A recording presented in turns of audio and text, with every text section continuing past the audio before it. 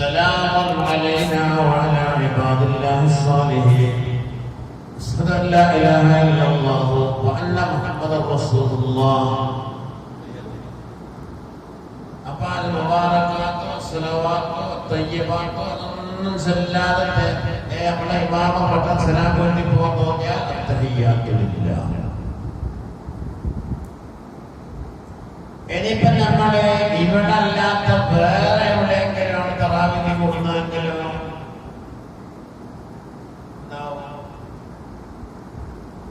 ഞാൻ 2 ദിവസമാണ് പിന്നെ ഒരു ചൊവ്വ ബുധൻ വ്യാഴം 2 ദിവസമാണ് ഈ റമദാനില് മാലിക് ദിനാറിന്റെ തറാവിക്ക് കൂടാതെ എന്റെ കാക്ക വക്കപ്പെട്ടു ഭാര്യയുടെ അന്നേരം പള്ളിയില് നിസ്കരിക്കാൻ പോയി. നമുക്ക് എന്തോ ഇങ്ങനെ സാവധാനത്തിൽ നിസ്കരിച്ച് പരിചയപ്പെട്ടിട്ട് സ്പീഡ് ഇങ്ങനെ കൂടാന്ന് പറഞ്ഞ വളരെ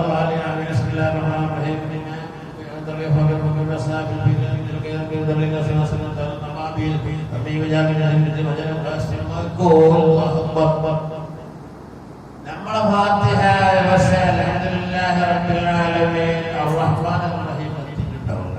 അപ്പൊ നമ്മള്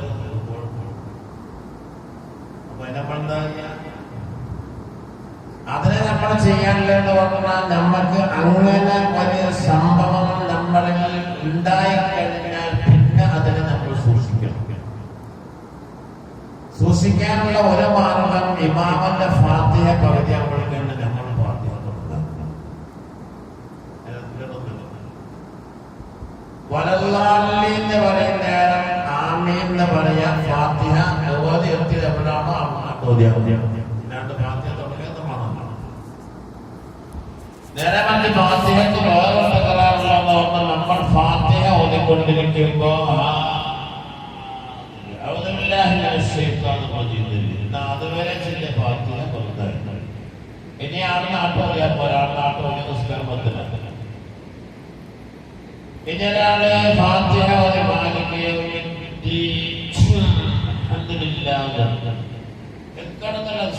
കുഴപ്പമൊന്നുമില്ല. പക്ഷേ മാലിക്കുകയോ വരെ ഓതിയത് ശരിയല്ല, കാരണം അതിന്റെ ഇടയിൽ അത് ഫാത്തിഹയ്ക്ക് മാത്രമല്ല അത്തഹിയ്യാത്തിനും അതേ നിയമമാണ്. അത്തഹിയ്യാത്തുൽ മുബാറകാത്തു സ്വലവാത്തു തയ്യിബാത്തു ലില്ലാഹ് അസ്സലാമു അലൈക അയ്യുഹൻ നബിയ്യു വറഹ്മത്തുള്ളാഹി വബറകാതുഹു അസ്സലാമു അലൈനാ വഅലാ ഇബാദില്ലാഹി സ്വാലിഹീൻ യബ്റഅത്തു അൽഹംദുലില്ലാഹ്. അത്തഹിയ്യാത്ത് ഓതിയത്തോട് പോയി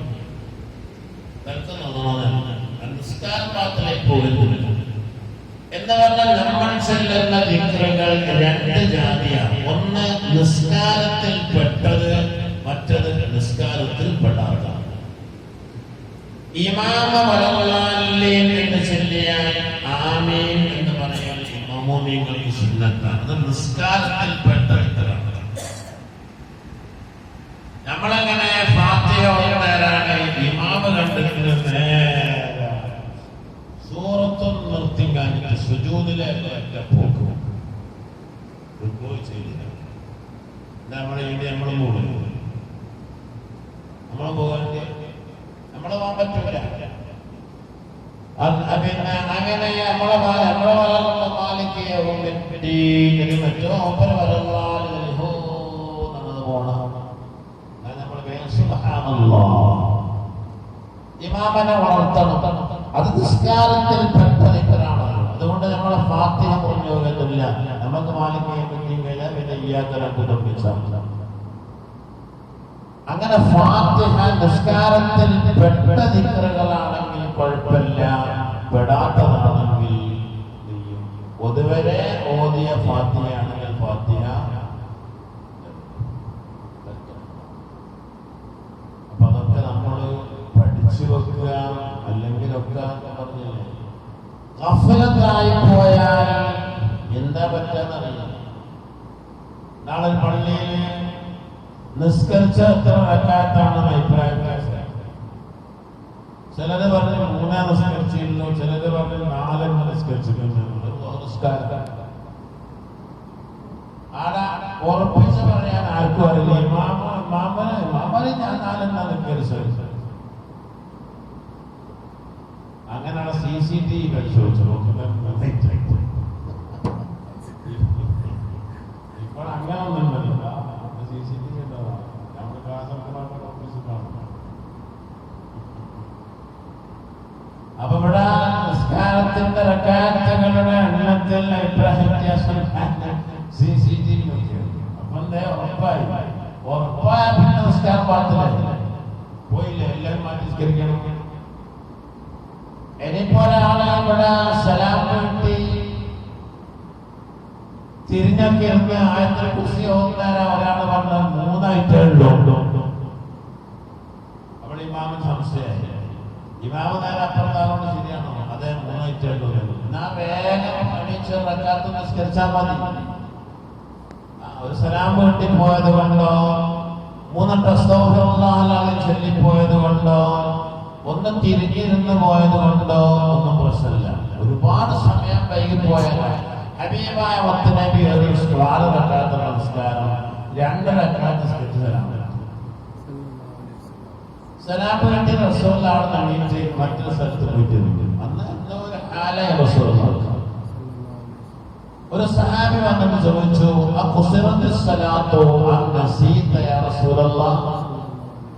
നബിയെ എന്താ നിസ്കാരത്തിന്റെ പ്രത്യേകത? കസറാക്കിയതാണോ അല്ലെ തങ്ങളോട് മറന്നു പോയതാണോ എന്ന് ചോദിച്ചു. കസറാക്കണമല്ല. അപ്പൊ നബി തങ്ങൾ മറ്റൊരു സഹാബിനോട് ചോദിച്ചു, ഇയാള് പറഞ്ഞത് ശരിയാണോ എന്ന് ചോദിച്ചു. അതേ നബി തങ്ങൾ വേഗം വന്ന് രണ്ടാക്കാത്തോന്ന് ചോദിച്ചു. അപ്പോൾ ഫസ്ഡ് കൂടി പോവാതിരിക്കുക, നമ്മൾ ഒരുപാട് നേരം സംസാരിക്കാതിരിക്കുക, ഇങ്ങനൊക്കെ ചെയ്താലേ പിന്നെ തലക്കം തന്നെ കൊണ്ടുവരുന്നുണ്ട്. അല്ലെങ്കിൽ ബാക്കിയുള്ള നിസ്കരിച്ചാൽ മതി. സലാം വീട്ടിൽ തിരിഞ്ഞിരുന്നു, രാത്രി കുറിച്ച് തുടങ്ങി. അപ്പോഴൊക്കെ മനസ്സിലായി 3 ഐറ്റങ്ങൾ. നാം വേഗം എണീച്ചിട്ട് നിസ്കരിച്ചാൽ അത് പലയിടത്തും സംഭവിക്കുന്നതാണ്. അപ്പൊ മസലകളൊക്കെ പഠിച്ചു. നമ്മളിപ്പം ഇമാമ് പിന്നെ ഇമാമ് തറാവീഹ് നിസ്കരിക്കുന്ന നേരം 2ാമത്തെ റക്അത്തിൽ അത്തഹിയ്യാത്ത് ഇരിക്കുന്നതിന് പകരം 3ാമത്തെ റക്അത്തിലേക്ക് എണീച്ചു. നമ്മൾ എന്താ ചെയ്യാ? അവരെ കൂടെ ഇല്ല, എണീക്കാൻ പാടില്ല. നമ്മളവിടെ ഇരിക്കണം. എന്നിട്ട് നമ്മൾ മൂപ്പരത്ത് ഉണർത്തി വെക്കുക, സുബ്ഹാനല്ലാഹ്. എന്നിട്ട് മൂപ്പര് തിരിച്ചു വരികയാണെങ്കിൽ കുഴപ്പമൊന്നുമില്ല, മൂപ്പരെ വേഗം തന്നെ കൂടാം. തിരിച്ചു വരുന്നില്ലെങ്കിൽ നമ്മക്ക് 2 അഭിപ്രായമില്ല. നമ്മക്ക് 2 കാര്യം ചെയ്യാം. ഒന്നുകിൽ അത്, ഒന്നുകിൽ ഇത്. അതേതാന്ന് പറഞ്ഞാൽ ഒന്നുകിൽ ഇമാമിന്റെ അഭിപ്രായ പ്രകാരം ഇമാമിന് ഉറപ്പാണ് ഇത് 2 ഐറ്റം എന്നിട്ടല്ലേ ഇരിക്കാണ്ടിരിക്കണത്. നമ്മൾക്ക് ഉറപ്പാണ് ഇത് 3ാമത്തേക്കാൾ മുമ്പിൽ പോയത് എന്ന്. അപ്പൊ പിന്നെ ഇമാമിന്റെ നിസ്കാര പാത്രമല്ല. കാരണം ഇമാമിന്റെ വിശ്വാസപ്രകാരം 2 അപ്പൊ നമുക്ക് എന്ത് ചെയ്യാം? അത്തഹിയ്യാത്തിൽ ഇമാമിനെ കാത്തിരിക്കും. എന്നിട്ട് ഇമാമിന്റെ കൂടെ സലാം കിട്ടാം. ഇനി അങ്ങനല്ല, ഈ ഇമാം ഇത് ശരിയാകാൻ നമുക്ക് തോന്നുകയാണെങ്കിൽ കുറെ റക്അത്തിലായി ഇരുത്തിയിട്ട് ഇനി മൂപ്പരെന്നാണ്ട് പോട്ടെ, ആ ബസ് നമ്മളെ ബസ് തീർന്നില്ല. നമുക്ക് അത്തയ്യാൻ തോന്നി ഞാൻ ഇമാമിനെ വിട്ട് പിരിയുന്നതും എത്തിച്ചിട്ട് സലാം വീട്ടി നമുക്ക് പുരപ്പുരുന്നു. അപ്പൊ ആ 2 കോലവും നമുക്ക് ചെയ്യാവുന്നതാണ് എന്ന മസലകൾ. അങ്ങനെ നമുക്കറിയാവുന്നതും അറിയാത്തതുമായ ചെറിയ ചെറിയ മസലകൾ. ഇന്നലെ നമ്മള് ചെവി അടികൾ വന്നപ്പോ പറഞ്ഞു കേട്ടില്ലേ, ഞങ്ങൾ പഠിച്ചില്ല. ഇനിയിപ്പോ നിങ്ങൾ നോക്കി, വുളൂഇന്റെ ഒരു സുന്നത്താണ് വായിൽ വെള്ളം കൊപ്പിടിക്കൽ. വേറെ ഒരു സുന്നത്താണ് മൂക്കിൽ വെള്ളം കയറ്റിച്ചിട്ട്. എന്താണ് വായിൽ വെള്ളം കൊപ്പിടിക്കുക എന്ന് പറഞ്ഞാൽ കിതാബിൽ നോക്കി, ഈസാലുൽ മായി ഇലൽ ഫമി, വായയുടെ ഉള്ളിലേക്ക് വെള്ളം എത്തിക്കുക. എന്നിട്ട് സുമ്മ യുദീറുഹു, ആ വായയുടെ ഉള്ളിൽ ആ വെള്ളം എല്ലാ സ്ഥലത്തും ഒന്ന് കറക്കുക. സുമ്മ എന്നിട്ട് പുറത്തേക്ക് തുപ്പും. അതെല്ലാവർക്കും അറിയാം. എന്തെന്നാ പറയുന്നത് നിങ്ങൾ ചോദിക്കും. അടുത്ത് പറയാൻ വേണ്ടിയിട്ട് പറയും. അതെല്ലാവർക്കും അറിയാം. വായൽ വെള്ളം കൊപ്പിടിക്കൽ എങ്ങനെയാണ്, മൂക്കിലെ വെള്ളം കയറ്റിച്ചതിൽ എങ്ങനെ. നമ്മളൊക്കെ വെള്ളം കൊണ്ടെടുക്കും അല്ലേ? ഈ ചുണ്ടം വരലും ഇത് ചൂണ്ടുന്ന വരല്, ഇത് ചുണ്ടം വരല്. രണ്ട് ഏതാണ്ട് പേരാണ്, അല്ലാതെ പേരില്ല. ഈ രണ്ട് പേരിലും ഒന്ന് മൂക്ക് കയറ്റിയെടുക്കും നമ്മൾ. അങ്ങനല്ലേ മനുഷ്യന്മാര്? അങ്ങനല്ല. മൂക്കിൽ വെള്ളം കയറ്റി ചീറ്റാന്ന് പറഞ്ഞാൽ ഈസാലുൽ മാഇ ഇലൽ അൻഫി, മൂക്കിന്റെ ഉള്ളിലേക്ക് വെള്ളം എത്തിക്കുക. അതെങ്ങനെ എത്തിക്കുക? അതും പറയുന്നുണ്ട് കിതാബില്. മൂക്കിന്റെ ഉള്ളിലേക്ക് വെള്ളം എത്തിക്കുക എന്ന് പറഞ്ഞാല് ആളുകൾ പാട്ടാലും വെള്ളം എടുത്ത് ഇങ്ങനെ മേലോട്ട് നോക്കി മൂക്ക് പാനാനല്ല അങ്ങനെ മൂക്ക് ശ്രമിച്ചു. അങ്ങനൊന്നും മൂക്കിന്റെ ഉള്ളിൽ വെള്ളത്തിക്കണ്ട. മൂക്കിന്റെ ഉള്ളിൽ വെള്ളത്തിക്കേണ്ടത്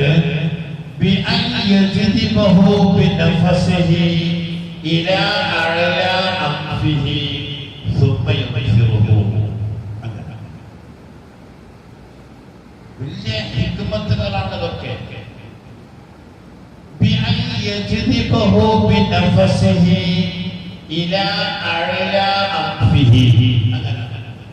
എന്നാൽ വെള്ളം മൂക്കിന്റെ അടുത്ത് കൊണ്ടുവന്ന് വെച്ചിട്ട് ഒന്ന് മേലോട്ട് വലിക്കുക. എന്നിട്ട് ആ വെള്ളം മൂക്കിന്റെ ഉള്ളിലേക്ക് കയറാം. പിന്നീട് പുറത്തേക്ക് വെക്കുക. അതിനാണ് മൂക്കിൽ വെള്ളം കയറ്റി ചീറ്റാന്ന് പറഞ്ഞത്. ഇത് ഇങ്ങനെ ആയതുകൊണ്ട് ഇത് സാധാരണ ഇത് രണ്ടും വലിയ ഒരു ചികിത്സയാണ്. നമ്മൾ മനസ്സിലാക്കില്ല. ഈ വായിൽ വെള്ളം കൊപ്പിടിക്കുക, മൂക്കിൽ വെള്ളം കയറ്റി ചീറ്റുക എന്നൊക്കെ പറഞ്ഞത് വലിയ ഒരു ചികിത്സ കൂടിയാണ്.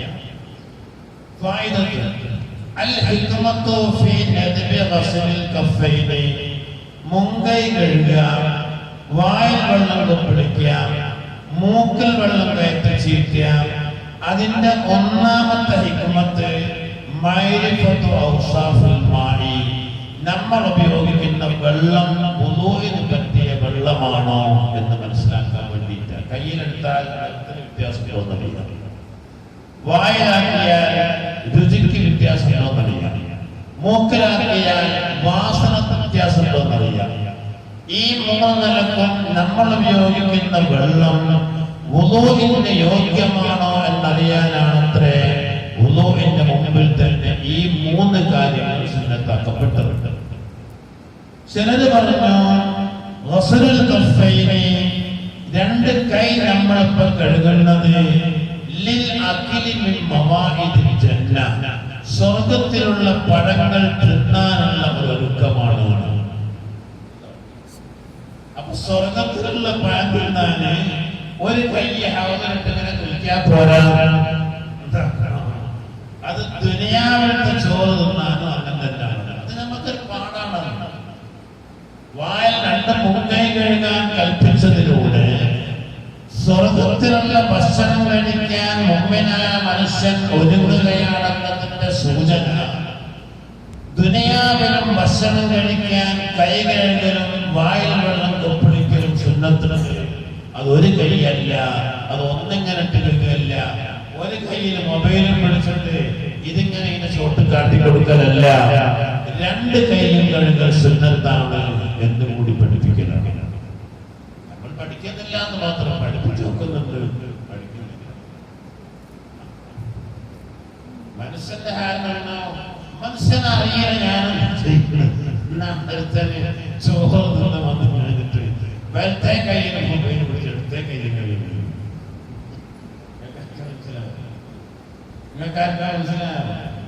ഭക്ഷണം കഴിഞ്ഞ് വന്നതാ. ഭക്ഷണം കഴിച്ച് വന്നത്തേയും കൈകൈകളുണ്ട്. അതിന് ഓനെ വലത്തെ കയ്യിൽ മൊബൈൽ ഇങ്ങനെ പിടിച്ചിട്ട് എടുത്തേ കൈ കഴിയുക. അവനെന്നറിയ ഓരോ ഓനെ മൊബൈൽ ഫോണിന്റെ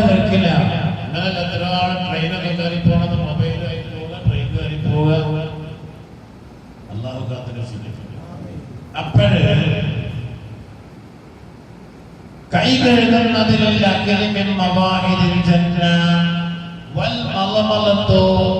വായിൽ വെള്ളം കൊപ്പളിക്കുന്നത്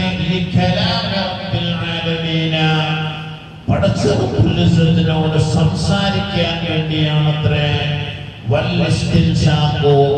മൂക്കൽ വെള്ളം കയറ്റി ചെയ്തിരുന്നത് സ്വർഗത്തിലുള്ള പരിമളം പൂർണ്ണമായി ആസ്വദിക്കാൻ വേണ്ടിയാണ്. മുഖം കഴുകുന്നത്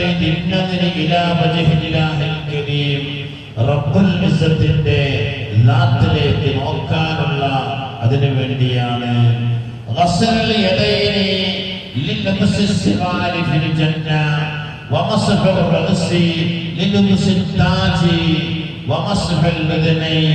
لسماع كلام رب العالمين وغسل الرجلين للمشي في الجنة.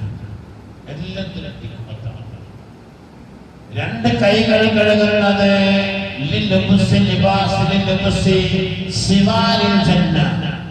ഒരു മനുഷ്യൻ വുളൂ ചെയ്യുമ്പോൾ അവന്റെ കൈകൾ എത്രയാണോ കഴുകുന്നത് അതനുസരിച്ചാണ് അവന്റെ സ്വർഗത്തിൽ ആഭരണം അണിയിക്കപ്പെടുക എന്ന് ബുഖാരിയും മുസ്ലിമൊക്കെ റിപ്പോർട്ട് ചെയ്ത സഹീഹായ ഹദീസ്.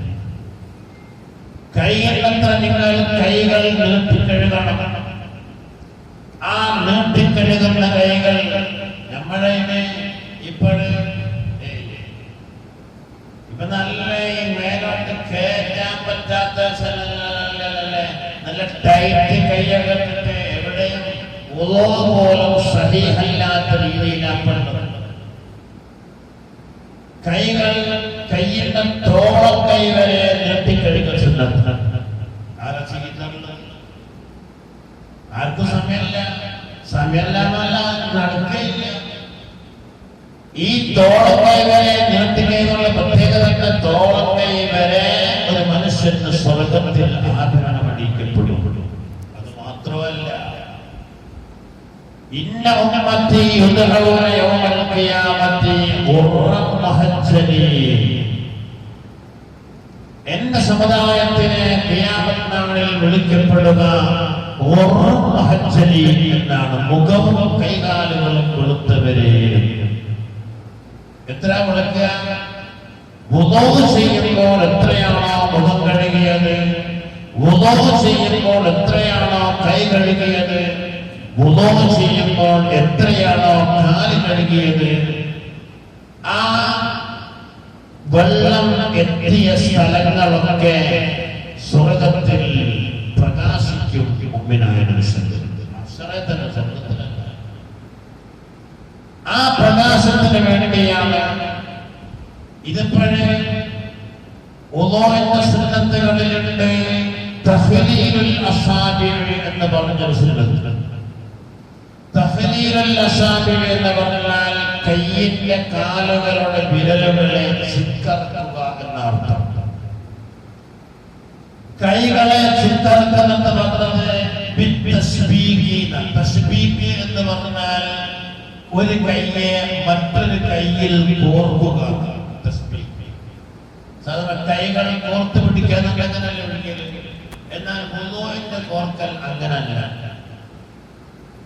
വുളൂഇന്റെ കോർക്കൽ അങ്ങനെയല്ല. വുളൂഇൽ കൈകൾ തഖ്ലീലില്ല. കൈകൾ കൈവിരലുകളെ കോർക്കുക അല്ലെങ്കിൽ ചിക്കറക്കുക എന്ന് പറഞ്ഞാൽ ആദ്യം ഇടത്തെ കൈയിന്റെ പള്ളഭാഗം കൊണ്ട് ഇടത്തെ കൈയിന്റെ പിൻഭാഗത്തിലൂടെ കഴുകണം. ഇതാണ് വുളൂഇൽ തഖ്ലീലു അസാബിഇൽ യദൈൻ. കൈകൾ കോർക്കുക എന്ന് പറഞ്ഞാൽ ഇങ്ങനെയുള്ളത് ആദത്ത് സാധാരണ കോർക്കലാണിത്. അത് സാധാരണ കോർക്കലിൽ നിന്നും ഒന്ന് മാറി ഇബാദത്തിന്റെ കോർക്കലിന്റെ മാറ്റം ഉണ്ടാവണം. അങ്ങനെ